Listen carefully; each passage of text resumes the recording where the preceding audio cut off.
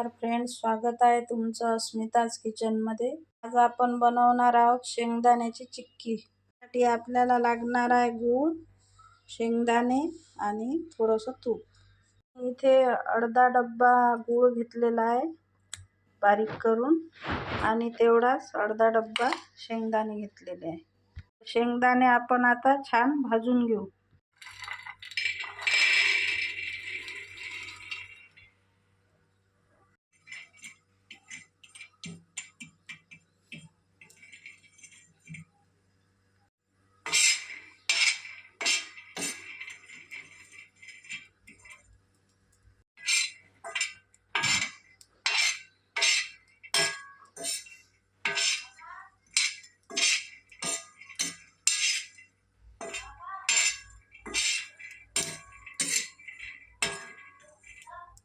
तर बघा, शेंगदाणे आपले भाजत आलेले आहे। गॅस आपण बंद करून देऊ। बघा, या प्रकारे मी शेंगदाणे थोडेसे बारीक करून घेतलेले आहे। पॅन मध्ये आपण 2 चम्मच तूप टाकू आणि त्यामध्ये हा बारीक केलेला गूळ टाकून देऊ।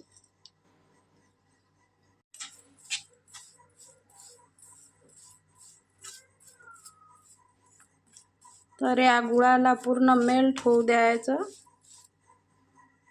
गॅसची फ्लेम कमी ठेवायची, कमी फ्लेमवरच हे गूळ पातळ होऊ द्यायचं। तर गूळ आपला 1 ते 2 मिनिटात पूर्ण पातळ होऊन जाईल। याला बुडबुडे येत आहे, म्हणजे आपला गूळ पूर्णपणे मेल्ट झालेला आहे। आपण हे पाण्यामध्ये टाकून बघू।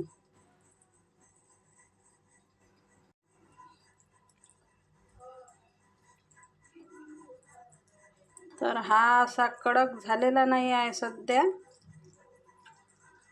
तर याला आणखी आपण 2 ते 3 मिनिट आणखी होऊ देऊ, म्हणजे हा गुळाचा कडक पाक तयार होईल।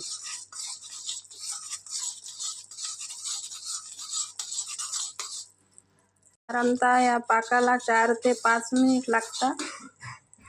तर आता आपण आणखी एक वेळ चेक करून बघू। तर बघा, हा पाक आपला कडक झालेला आहे।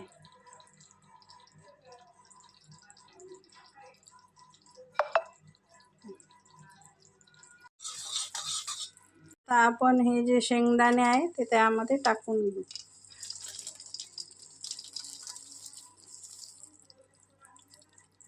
आणि त्याला छान मिक्स करून घेऊ।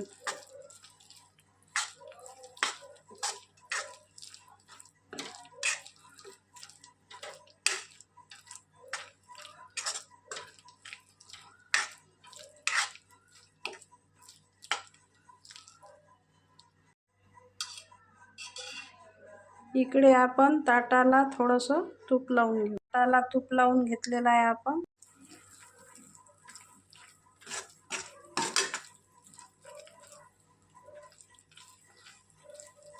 आणि शेंगदाण्याची चिक्की आपली छान तयार झालेली आहे। आता आपण ते ताटावर टाकून देऊ, गॅस बंद करून देऊ।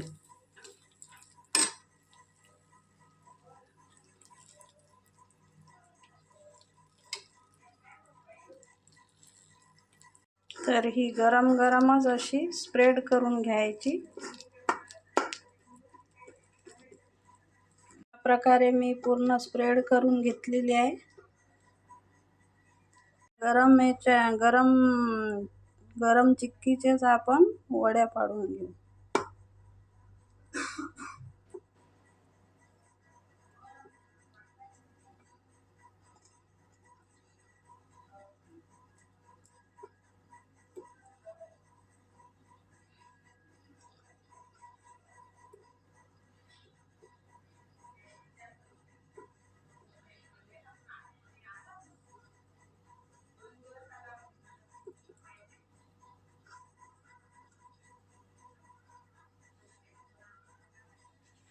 या प्रकारे, आणि आता याला अर्ध्या तासासाठी थंड होण्यासाठी ठेवून देऊ।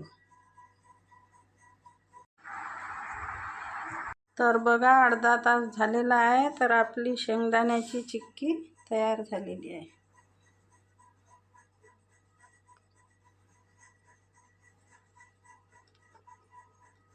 तर या प्रकारे तुम्ही वड्या पाडून घ्या आणि एक वेळ नक्की ट्राय करून बघा. आणि आवडल्यास माझ्या चॅनलला सबस्क्राईब करा, लाईक करा, कमेंट्स करा. धन्यवाद.